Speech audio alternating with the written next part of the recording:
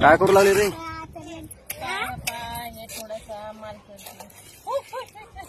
तुम्हाला कोणाला मिस्त्री लागत असेल तर आमच्याकडे मिस्त्री आहे बरं का. काय हे मिस्त्री ते फ्लोरिंग राहिलं म्हणून जरासं म्हणलं थोडासा माल टाका, पाणी साचायला लागलं थोडं.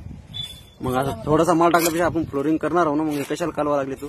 चालू थोडस आता ते थोडा वेळ लागणार ना त्याला, त्याच्यामुळे नमो तुझी मम्मी मिस्त्री आहे का? मग थापी कुठून आणली? शेजारच्या हो का?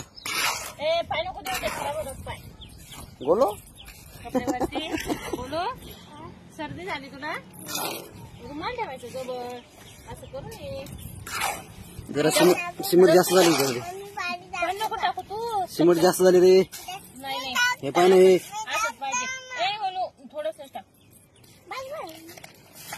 बस बस बस बस सिमेंट वाहून जाईल. तसं सिमेंट वायासारखं नाही करत. झालं का? सगळं घर तू बांधलं असतं पुरलं असतं बरं. तुम्हाला पैसा यायचं काम पडलं नसतं का? पाहिजे आता मिस्त्री घ्यायचं काय करत होते का? पण तू सांगितलं ना सगळं काम झालं, सांगायचं मला काम जमते म्हणून.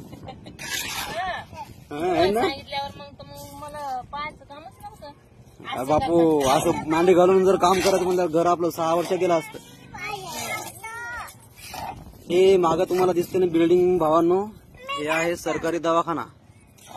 हे बघा आमच्या घराच्या समोर हो. हे बघा बिल्डिंग किती मोठी आहे मागं. इथं सर्वच ऑपरेशन बी होतात, पोस्टमॉर्टम बी केलं जाते या दवाखान्यामध्ये. 18 जवळपास खेडे मिळून 18 खेडे मिळून सर्कल गाव आहे आमचं. तर बघा किती भारी वातावरण आहे पावसाळ्यामध्ये. आपलं मागचं हिरवगार दाखवलं, मागचं तळ बघा.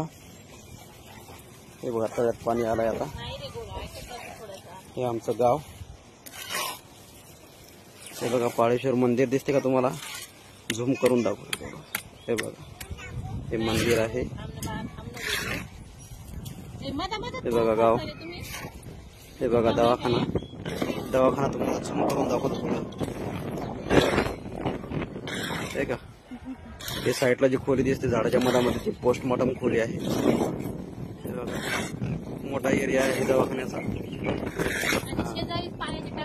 आणि पाण्याची टाकी पण बघा. हे बघा पळेगावमध्ये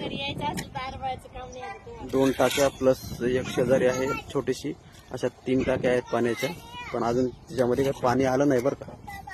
आता सध्याच नवीन काम झालं ते, आता लगेच पाणी येईल का? अजून भरपूर काम राहिलं त्याचं. अजून तरी 5 वर्ष 5 वर्ष ते येणारच नाही.